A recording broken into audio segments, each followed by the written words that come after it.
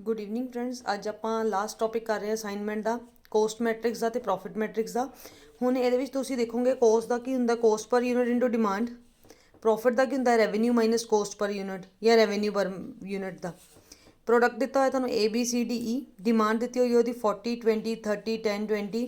Coast per unit दी है 10 15 18 5 20।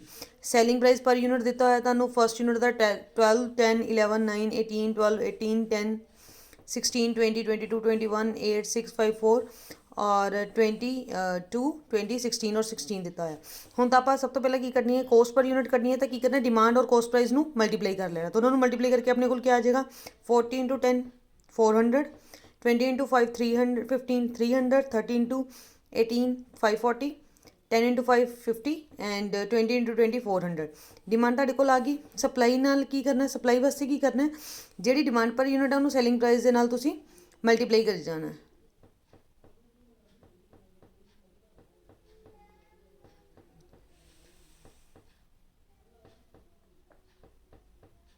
जी, selling price अपने को 12, डिमांड है अपने को 40, 12 4 का 480, 18 20 का 360, इदां 16 30 का 480, 8 10 का 80, 22 इंटू 20 का 440। सेम इदां ही सैकेंड का कर देना, 40 into 10 20 into 12 30 into 20 10 into 6 20 into 20। इदां ही सारे यूनिट्स का कर लेना।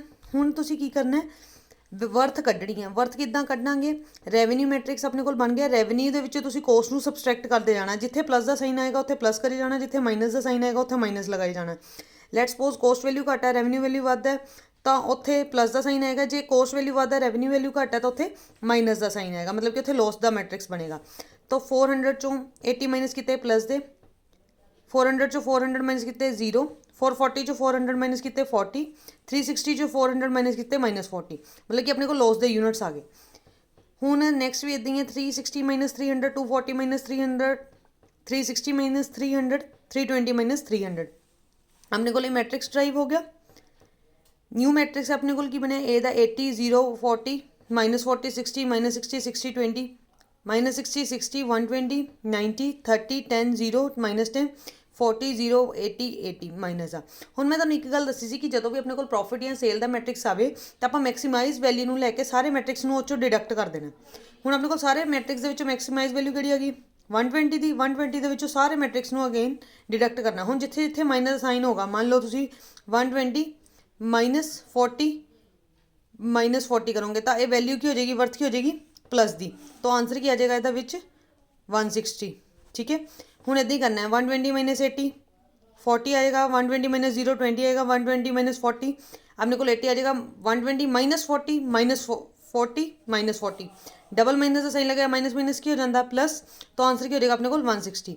इसी तरह मैट्रिक्स सॉल्व करके अपने को जो न्यू मैट्रिक्स फॉर्मुलेट हो रहा है ये हो रहा है।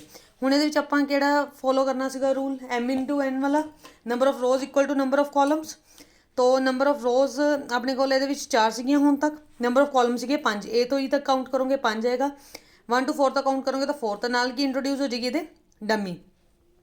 हुण फिर नैक्सट स्टैप की सी अपना, मिनीमाइजेशन का, रो मिनीमाइजेशन का। हरेक रो चो मिनीमाइज करांगे तो सेम ही रहेगा, क्योंकि इधर लास्ट डमी इंट्रोड्यूस करती तो 0 सब तो मिनिमम साइन है, तो इनू माइनस करके अपने को डमी नू माइनस करने तो बाद सेम ही मैट्रिक्स रिपीट हो जाएगा। आप नैक्सट स्टैप कितों करांगे, कॉलम रिडक्शन तो कॉलम रिडक्शन दे विच अगर आप कॉलम नू रिड्यूस करांगे तद अपने को मिनिमम वैल्यूज़ नू देखना है। कॉलम वाइज मिनिमम की हो जाएगी 40, इधरों मिनिमम हो जाएगी 60, इधरों मिनिमम हो जाएगी 0, इधरों मिनिमम हो जाएगी 30, इधरों मिनिमम हो जाएगी 0। न्यू मैट्रिक्स फॉर्मुलेट कर लिया आप।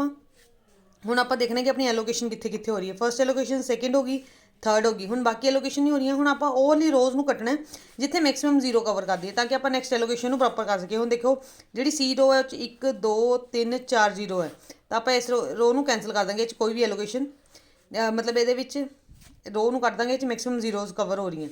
इधरों भी डमी वाली भी सारी रो कैंसल हो जाएगी। द रीजन बिंग कि भी सारी 0 ने। ठीक है, दैन होर देखो 0 कित्थे आ रही है, 1 0 इत्थे आ रही है सॉरी। हुण नैक्सट 0 इत्थे आ रही है, इनू कैंसल कर दो। हुण जो भी मैट्रिक्स बचा इस मैं तुहानूं की दस्सिया सीगा कि कोई भी एक मिनीमम वैल्यू ले लो। मान लो हुण इहदे विच मिनीमम वैल्यू किहड़ी आ गई अपने कोल -20 आ गई। इस 20 चों सारी जिहड़ी रिमेनिंग इनग्रीडियंट बच गए ने, जिवें 50 40 50 60 20 120 200 100 170। ਇਹਦੇ ਚੋਂ 20 ਦੀ ਵਰਥ ਮਾਈਨਸ ਕਰ ਦਿਓ 120 60 ਔਰ 70 ਚੋਂ ਵੀ। ਹੁਣ ਜਿੱਥੇ ਪੁਆਇੰਟ ਆਫ ਇੰਟਰਸੈਕਸ਼ਨ ਹੈ, ਜਿਵੇਂ ਇੱਥੇ ਪੁਆਇੰਟ ਆਫ ਇੰਟਰਸੈਕਸ਼ਨ ਹੈ, ਇੱਥੇ ਪੁਆਇੰਟ ਆਫ ਇੰਟਰਸੈਕਸ਼ਨ ਹੈ, ਇੱਥੇ ਜਿਹੜਾ ਮਿਨੀਮਮ ਐਲੀਮੈਂਟ ਹੈ, ਜਿਵੇਂ ਹੁਣ ਆਪਾਂ ਇਹ 'ਚ 20 ਸਿਲੈਕਟ ਕੀਤਾ ਸੀਗਾ, ਉਹ ਮਿਨੀਮਮ ਐਲੀਮੈਂਟ ਜਿਹੜਾ ਹੈਗਾ ਐਡੀਸ਼ਨ ਹੋ ਜਾਏਗੀ ਉਸ ਮਿਨੀਮਮ ਐਲੀਮੈਂਟ ਦੀ। ਦੇਖਾਂਗੇ ਹੁਣ ਜਿਵੇਂ ਇੰਟਰਸੈਕਸ਼ਨ ਪੁਆਇੰਟ ਇੱਥੇ ਸੀਗਾ, ਇੱਥੇ 0 ਸੀ, ਇੱਥੇ ਇੰਟਰਸੈਕਸ਼ਨ ਪੁਆਇੰਟ ਵੀ ਬਣ ਰਿਹਾ। ਹੁਣ ਨੈਕਸਟ ਟਾਈਮ ਇੱਥੇ ਕੀ ਆ ਜਾਏਗਾ 20, ਇੱਥੇ ਵੀ ਥਰਡ ਰੋ ਦੇ ਵਿੱਚ ਇੱਥੇ ਇੰਟਰਸੈਕਸ਼ਨ ਪੁਆਇੰਟ ਸੀਗਾ, ਉੱਥੇ ਕੀ ਆ ਜਾਏਗਾ 20।